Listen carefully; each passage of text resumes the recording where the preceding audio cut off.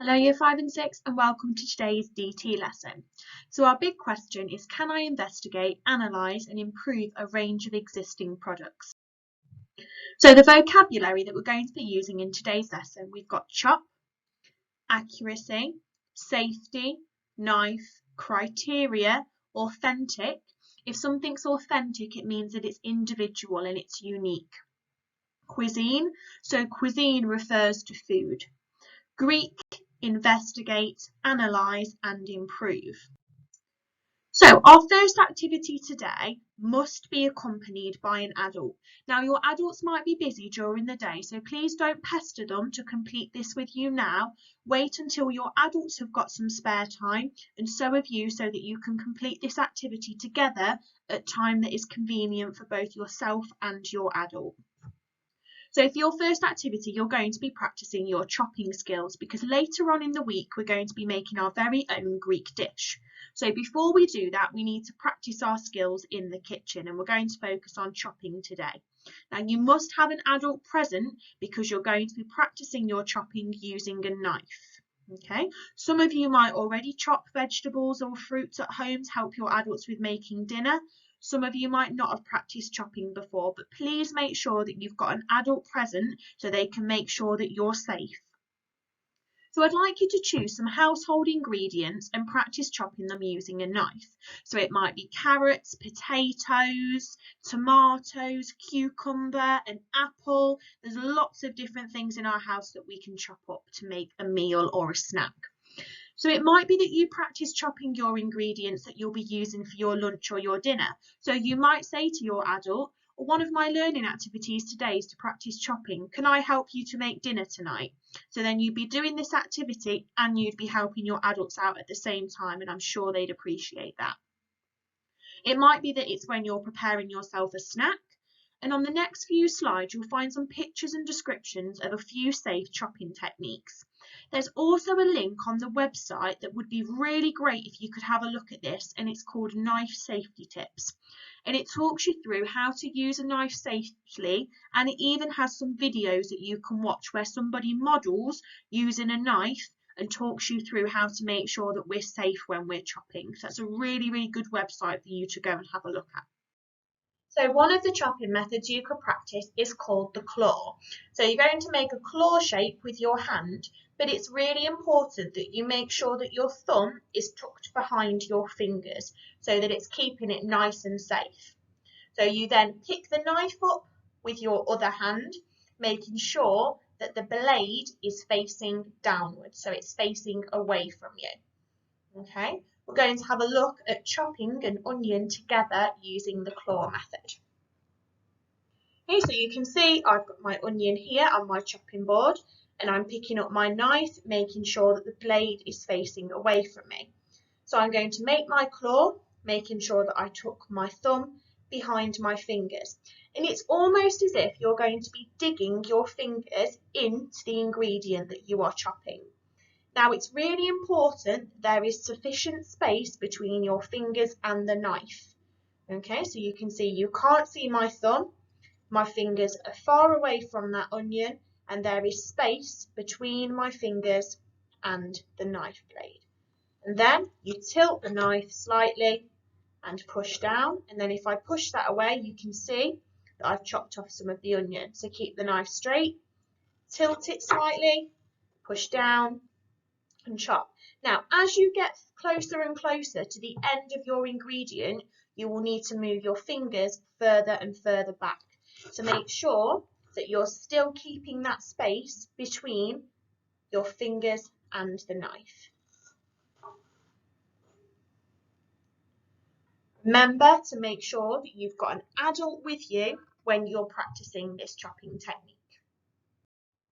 Okay, another technique you can do when chopping is called the bridge. So you're going to make a bridge shape with your hand. So you'll see that my thumb is separate from my fingers. Okay, so on one side will be your thumb and the other side will be your fingers. So I've got my potato here. I'm going to practice chopping using my bridge method. So my thumb is going to be on one side and my fingers on the other side. So I'm making that bridge shape over that potato. Remember, we pick up our knife with the blade facing downwards. Okay, I'm going to remove my hand while I place my knife over my potato. Okay, then when I've got it in position ready, you'll see I'm not trying to chop yet, because if I do that, it's not going to be safe or stable. Now I can create my bridge shape over my knife. So I've got my thumb on one side and my fingers on the other. Okay, remember, tilt your knife and push down, and you'll see if I remove my bridge, I've chopped my potato in half. Okay, let's have a look again. So this time I've got half of the potato. My knife blade is facing down towards my chopping board, so it's away from me.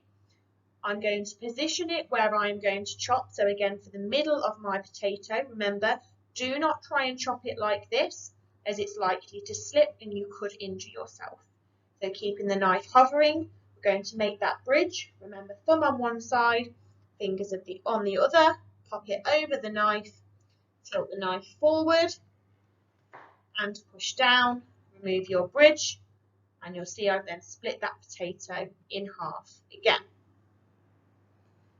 You can have a go at either just the claw method or just the bridge method, or have a go at both.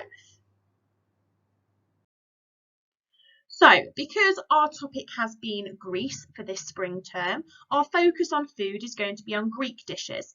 So, can you name any Greek dishes for me? Pause the video now while you write down the names of any Greek dishes you already know.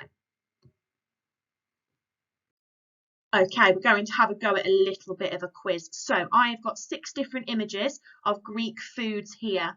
Can you identify what they are? Pause the video while you write down what you think each of these pictures is representing. Okay, so the first one, it looks a little bit like a lasagna, but it's called a moussaka. The second one is olives. We can get lots of different flavours of olives now as well, and we can have green olives, black olives, some of them can be a purpley colour as well. We've then got feta, which is a type of cheese. Feta is quite crumbly. We've got a gyro, which is very similar to a kebab. We've got halloumi, and we've got tzatziki. Tzatziki is a type of dipping sauce. Okay, so for your second activity today, again, you're going to need to ask your adult for a little bit of support with this one. Okay, so you're going to try some traditional Greek food. You're going to be doing a bit of tasting now. So ask your adults really, really politely if when they do their next food shop, they would buy one of the following dishes for you to try. So they could either get some tzatziki, some hummus, some pita bread, or a Greek salad. Now, in some shops, you can buy Greek salads already made, or you and your adult could have a go at making a Greek salad together at home. Remember to ask them really politely, and there's no rush for you to do this activity. So whenever they're going to do their shopping next, it doesn't matter if this doesn't get completed till next week. Please don't rush your adults. So when you try one of the 4 foods, I'd like you to make a note of any thoughts you have. So what does it taste like? Which ingredients can you taste? What can you smell? What's the texture like? What do you like about it? What do you dislike? Okay, use your 5 senses. Okay, you could also comment on the look of the dish as well. Does it look appetizing? If something's appetizing, it means that we want to eat it. Does it look mouth-watering? Does it look delicious? Does it look disgusting? What do you think? So I want you to think then about how you would improve that dish. So what ingredients would you add? Would you add particular colours in there to make it look more appealing? So you're then going to brainstorm those ideas. So first of all, make a note of what it tastes like, what it looks like, then think about how you're going to improve it. So on the blog, you'll find a document titled Images of Greek Dishes. So there are images of the 4 foods that we looked at on the last slide, which were Greek salad, tzatziki, hummus, and pita bread. So these images can help you to make a note of the look and the texture of the foods that you try. They'll also support you with thinking of ways to improve the food. So I've included an example on the next slide just to show you a little bit what we're expecting you to do. So let's say I had tried the hummus. Okay, so I've got a picture of the hummus there, and having a look at it, I dislike the look of this food. I don't think it looks appetizing.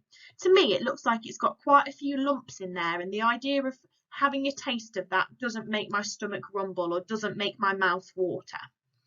Okay? I could taste flavours such as lemon and paprika. So paprika is a type of spice, and it's the red part that you can see on the hummus here. Lemon is an ingredient that is used when hummus is made. And then I've made a little note of how I would improve this dish. So to improve this dish, I would add more spices. I'd like it to be more spicy, so I might add some chili flakes. So there's just a little example there for you to refer to when you complete this activity. So the main things for you to take away from today's lesson are you must have an adult present for activity 1 where you are practicing chopping ingredients. For activity 2, please don't rush your adults to get these ingredients for you whenever they do their next food shop, and please make sure you ask them really, really politely. Okay? If you have any questions about anything that we've been through today, then my email address can be found on the Year 6 class page.